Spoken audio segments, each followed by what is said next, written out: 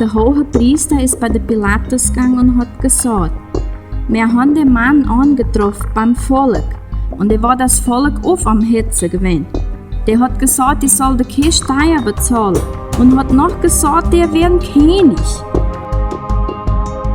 Da ist Pilatus bei der Jesus hingegangen und hat gefragt, bist du der Jude seine König? Und Jesus hat geantwortet, ja, das ist wahr. Da ist Pilatus bei den Leuten gegangen und hat gesprochen mit denen. Hat gesagt, er hätte keine Schuld finden an dem Mann. Da hat der hohe Priester aber gesagt, der Mann hat aber Unordnung angerichtet in der ganzen Stadt. Da hat der Pilatus gesagt, für den hohen Priester und für die ganzen Leute, die dort waren. Der hat den Mann mir gebracht, ich habe ihn angehört und ich habe aber keine Schuld an dem gefunden.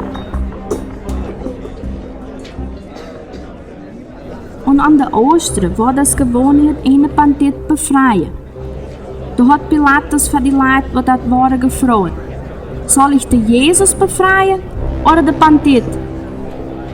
Da haben die Leute gesagt, lass den Bandit los, lass den Bandit los, weg mit dem Mann. Da hat Pilatus aber nochmal gesprochen mit den Leuten, weil er doch den Jesus befreien wollte. Und die Leute haben aber angefangen zu schreien, bekreuzen, bekreuzen. Pilatus hat aber gesagt, was hat der Mann aber fertig gebracht? Der hat doch nichts getan. Ich finde an dem keine Ursache zum Umzubringen. Und die Leute und die Priester haben aber immer härter angefangen zu schreien.